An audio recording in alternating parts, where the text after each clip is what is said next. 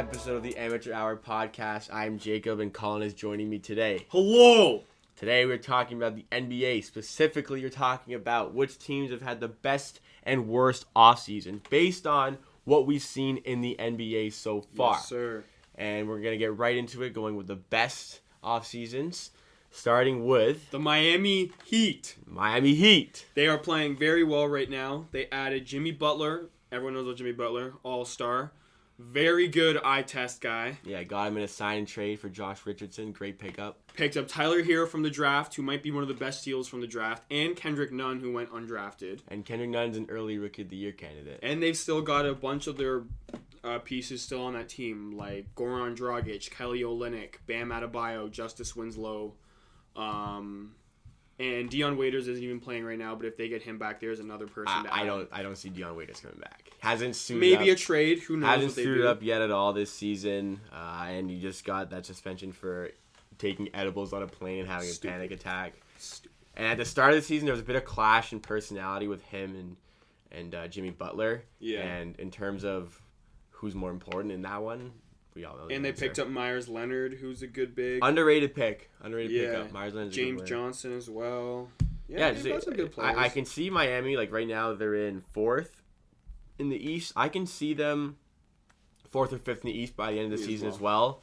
I think like a 45-37 record is about what they're going to be. I can see it. And they've had a great offseason. They're looking good right now. They're a fun team to watch. Next team. But next, you had another one. Who was I going to talk about? Brooklyn. Oh, right. I was going to talk about Brooklyn. So, obviously the Brooklyn Nets right now are not doing too hot. They are 4-5, I think. But, you can't really ignore the fact that they added Kyrie Irving, Kevin Durant, and DeAndre Jordan. That's pretty huge.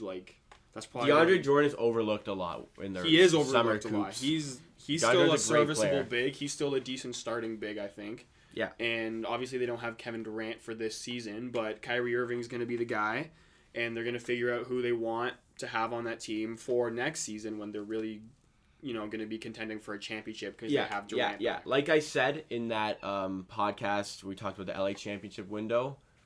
The teams that get like huge off-season moves like this need another year to fine-tune the roster. Yeah. And I think that's what's going to happen here. Actually, it's going to happen to the Lakers and Clippers. It's going to happen to the Brooklyn Nets as well, They're going to need to figure out who they want to have on that team with Durant and Irving because you can't mess that up.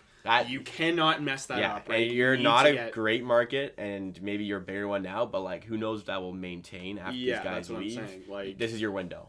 Yeah, they need to get it right, I think, because I can't remember a off season where a team has done that much to attract that much talent.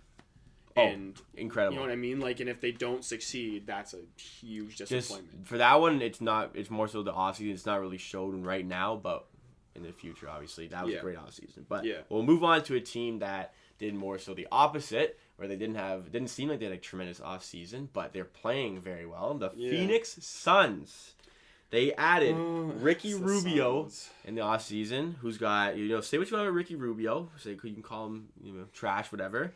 Almost 14 points a game, almost 9 assists per game, and almost 7 rebounds per game. So an underrated part of his game, the rebounding aspect. And they also added Aaron Ice in his Baines. Ice in his Baines. And without DeAndre Ayton, this guy is stepping up, putting up 16 points a game. He's doing very well. 6 rebounds, 3 assists. This guy is playing very well right now. Yeah. The thing with Ricky Rubio is that, I was pretty critical I wasn't critical of picking up Rubio because I thought it was a good pickup. But I thought they could have done better. Yeah. They could have gotten a better point guard. Yeah. But what Ricky Rubio offers is the workload is not as much on Devin Booker to do everything. Devin especially Booker, to ball handle and create plays. That's what I mean. Devin Booker is now focusing on his scoring rather than having to run the entire team because that is Ricky Rubio's game. He runs his team. As you can see, it's almost 9 I never assists. thought of it like that. And the amount of work Devin Booker has to put in is way less. And judging by Devin Booker's stats, are you ready for Devin Booker's stats this season? Tell me. 26 points per game, 55% from the field. Whoa. 53% from 3. Whoa. 93 from the line. My goodness. He's shooting 50, 90. 50. Sorry, 50. Sorry, so it's 54.5. Let's say 54, 53, 90. 93.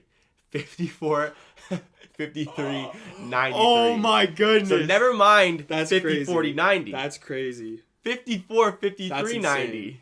That's insane. Yeah. Yeah. And you know what? Like I get they're off to a hot start. He's off to a hot start. But you know what? This is probably directly in correlation with Ricky Rubio, like taking so much of that offensive pressure off him. I could agree. The one thing I want to say about the Suns is that they've got Booker, who's this like blue chip guy who they're gonna obviously hold on to. Obviously, they're not thinking about Ayton right now, but they've got a bunch of good guys. You know what I mean? Like they don't have much like talent, like top talent besides Booker and Ayton, but they've just got like guys, like guys you have to care about. You know what I mean? Kelly like, Oubre. Yeah, like they just got a bunch of bodies. Like and all these guys are pretty tall too. Like Bridges is tall, Oubre is tall, Sarge is big, Baines is big. Tyler Johnson's is like a 6'6" point guard. They got Kaminsky. Tyler Johnson's 6'3". He's not that tall. But you're right. Still, they've got a bunch of just like decent guys to like throw around Booker. I think Mikal Bridges is a bit of an under radar kind of guy. He's a good player off the bench. He's tall and he can. Dario Saric for me is underrated. I like Dario Saric.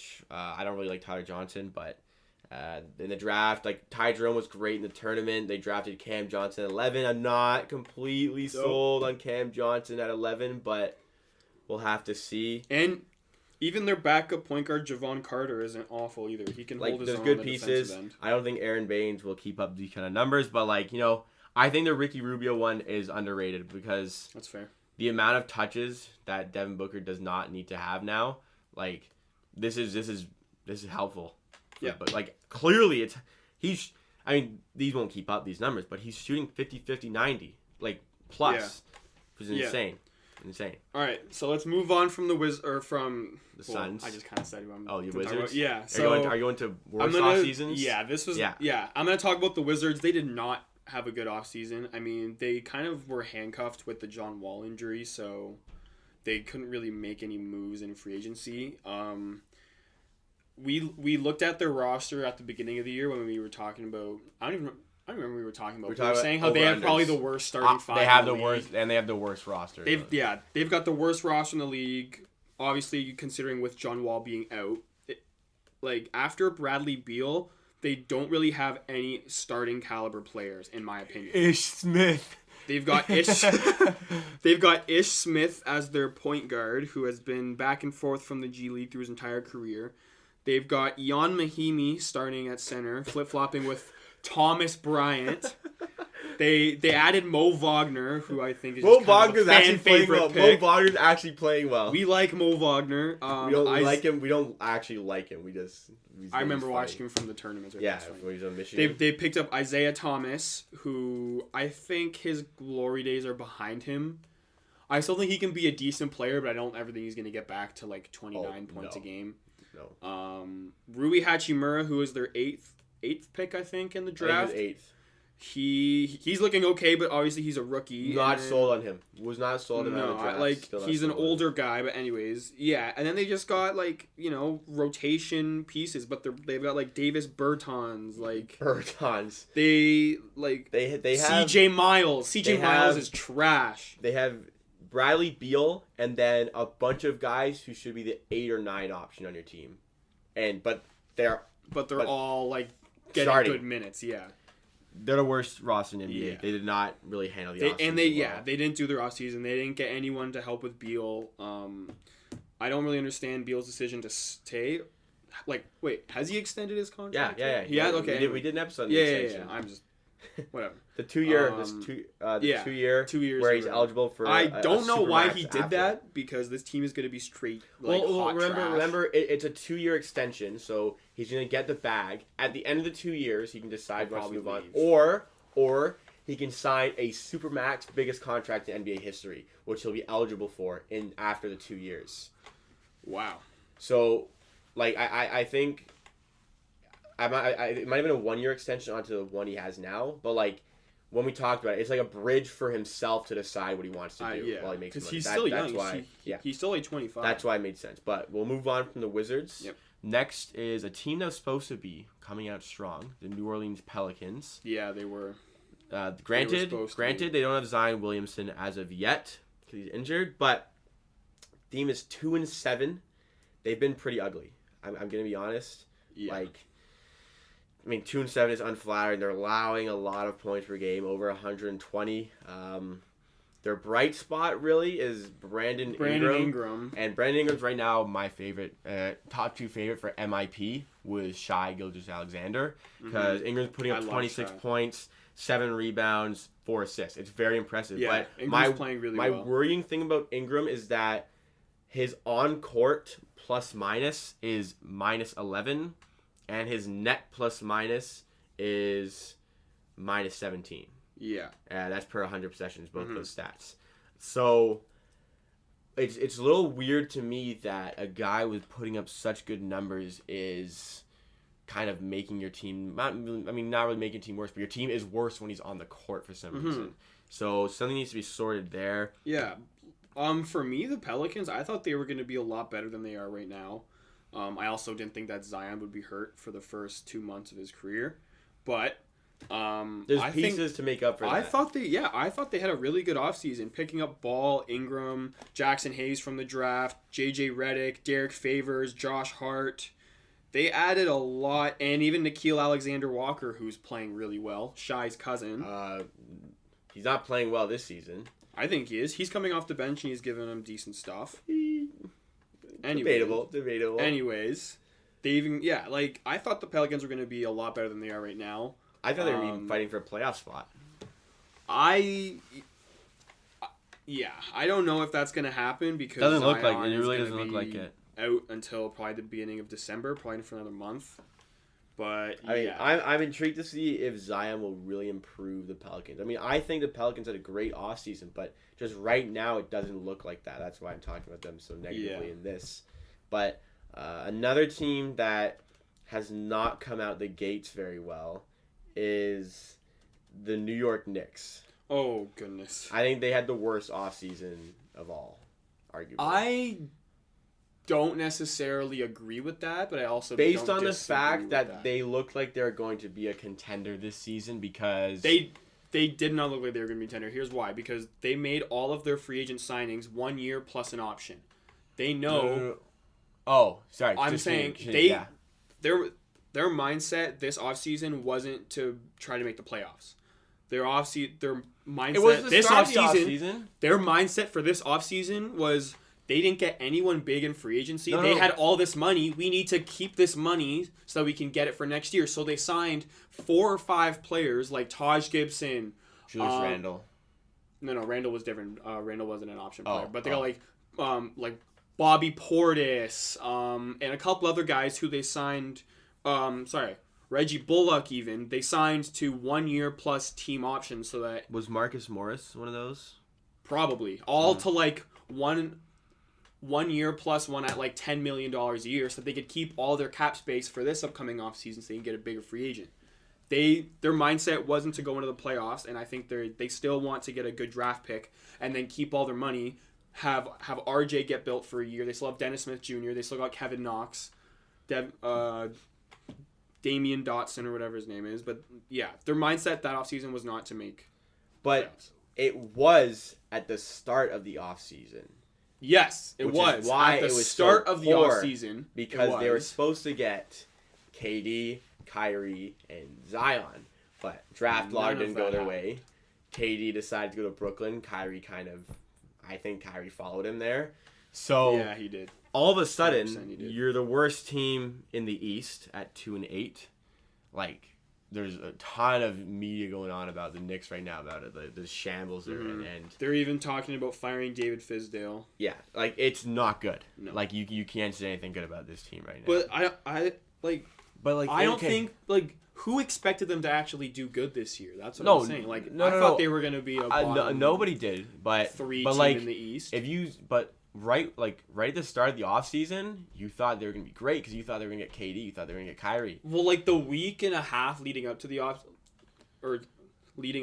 free agency, it was starting to shape up. No one wanted to go to the Knicks. How there's always rumors you can predict and some analysts even predict. But Like a week going in, everyone was like, no one's talking to the Knicks. Like the Knicks aren't even getting meetings with anyone. Like, but like they I feel like they put all their marbles in one. They did with the KD, Kyrie. They did. Like actually leading up to it, they did. But like in the week prior, they started hearing, hey, like no one's gonna meet with us.